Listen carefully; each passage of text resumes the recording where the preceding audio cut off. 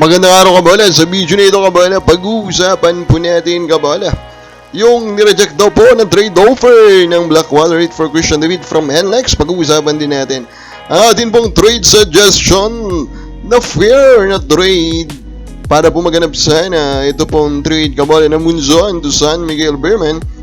So hindi pa nakasubscribe, pakipindot naman po yung subscription button. Let's start po with the discussion po of another player kabola that could be traded kabola. And of course, I'm talking about Andre Karakot of Rain or Shine.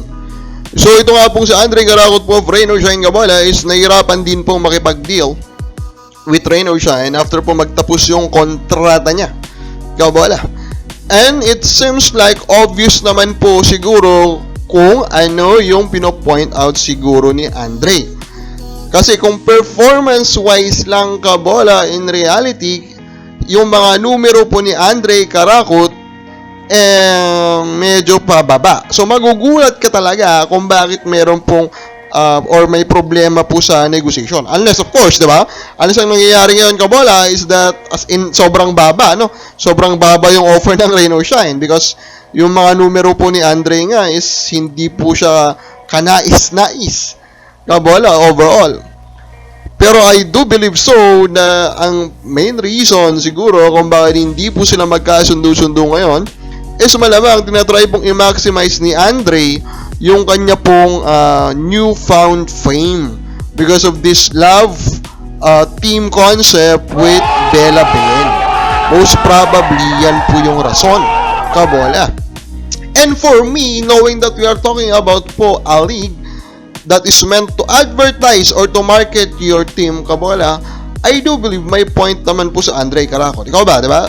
This is about advertising, di ba? And totoo naman, di ba? Marami po ang mata from the volleyball world. Actually, ang napatingin po sa PBA and especially to Rain or Shine, nung naikabit nga po, ano nabuo itong love team at mukhang totoo nga na Bella Belen po at sa Andre Karakot. So, hindi na nakakapagtaka, ano kabola? Hindi na po nakakapagtaka na ito po, kabola, yung namumuo na sitwasyon. Now, kabola, ang nakakatuwa lang dito daw is hindi ko maintindihan kung bakit po nireject daw ng Rain or Shine ng isang offer for Andre from Blackwater. The offer po is rookie Jack Cruz Dumont, player po siya ng UE, and Troy Malilin, yung sinain po ng Blackwater from San Miguel Beerman. And for me, knowing that we are talking about Andre Karakot, if we are only talking in basketball sense, this is already a good deal. Kasi Andre Karakot is a good guard scorer kabola, pero let us be honest, there is nothing special about him. So papasok lang po siya dun sa konsepto ng sobrang dami po ng supply ng guard scorer po sa Pilipinas. But if we're talking about two forward types, paulit-ulit ko na pong sinasabi dito po sa ating channel kabola, sa mga videos natin. Pangalawa pong pinaka-importante na position is the forward position. And both Dumont and Troy Malilin are forwards kabola, and they are both young and promising. Si Malilin po kabola, galing po yung Ateneo, ayun nga, pinik po siya ng San Miguel. He was even given a contract by San Miguel Beerman. This guy is athletic, this guy can play kabola, although he needs opportunity.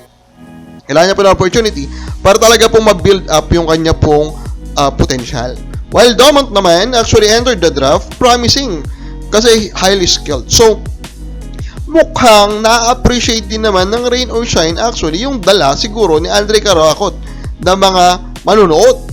So, overall, maybe a deal can still happen in this one. Pero ang nagyayari, of course, same lang din po sa sitwasyon po ni Gian Mamuyak. Sila po ay nagsettle na for that extension power of the Rain or Shine team, kabola, kasi hindi pa po tapos yung season. Now, kabola, kung ikaw po ay meron din pong trade suggestion, i-comment mo na yan, kabola. Kasi, pwede rin po nang papag-usapan sa mga next videos natin o sa next live. At again, kabola, kami po ay masipag sumagot sa mga comments, so mag-comment ka na. Now, NLEX daw, kabola, they made an offer daw for Christian David. And the offer was Brandon Ramirez and Cyrus Torres. Kabola. For you, is this a fair offer? As we look upon it, Kabola, these are two promising young players that they're trading to get a much more promising player than Christian David. Again, the numbers of Christian David is not really out of this world, Kabola, for a prospect. Same din naman kay Cyrus Torres at Brandon Ramirez. But both those guys, knowing that Torres is just 26, Kabola, and Ramirez is just at 29, they're still young. Ito namang si David is 28. So, kumbaga, okay itong package na ino-offer po ng NLEX, Kabola. Kumbaga, katanggap-tanggap siya.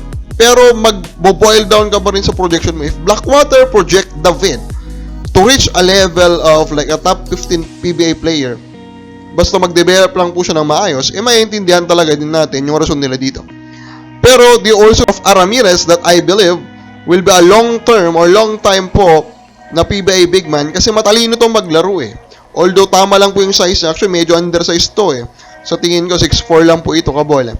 And itong si Cyrus Torres is a big guard na pinakita po that he can score against anybody, Kabola. And he's still very young. They can still develop him actually, Kabola, to be the real replacement of Cedric Beerfield. So, for me, Kabola, again, depende pa rin yan sa assessment po ng Blackwater. Dito po sa kanilang player si Christian David. Pero talagang ito sa akin, acceptable na ito, Kabola. Especially that Blackwater have a coach that I do believe should be good in development. Patrick Aquino, kasi matagal po siya dun sa Gilas women's team. So, what I do believe, na dahil po national team po yung kanya pong hinahandle dati, developing players, I think he should be fine. Very. So, this is a missed opportunity. So, we are very aware about the Munzon, diba? Trade rumor na hindi rin nagaganap tulad nung kay Beerfield. Now, San Miguel is one of the popular destination po noon. So, I made this trade suggestion. Our trade suggestion po is, drum roll please, Jaranteng Tautua in a second round pick.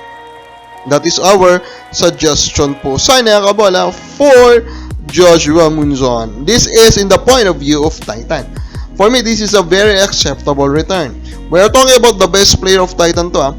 So, Tautua, for me, of course, we know this guy is a top 10 center. And if you get a top 10 center, Kabola, that is very valuable. Tautua can now be your guy to defend all the other giants of the other teams. He can now be the defender of Fajardo, di ba, Kabola? Which is a vital need for any team. Kasi we know, if you want to get the championship, you need to cross San Miguel Beermen, di ba, Kabola?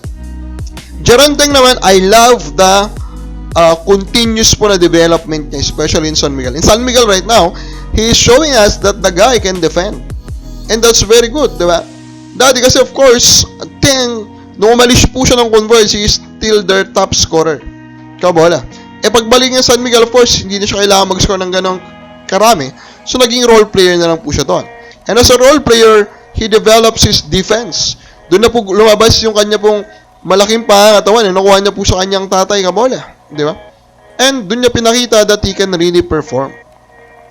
So, they can have Teng who can be their starter, Tautua who can be their starter, and then to finish it off, we should ask also for a second round pick. Kabola. Para lang meron na second round pick.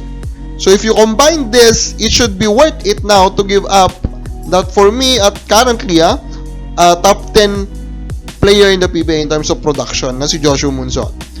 So, of course, this will be a hard thing to sell to San Miguel Beermen.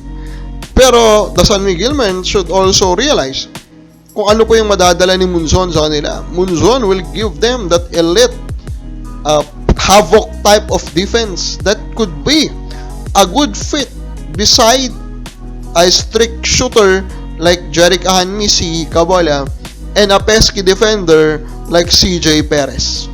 Ikaw ba, Kabola? Kung ikaw po San Miguel, okay ba sa'yo itong package na to? Comment lang sa baba.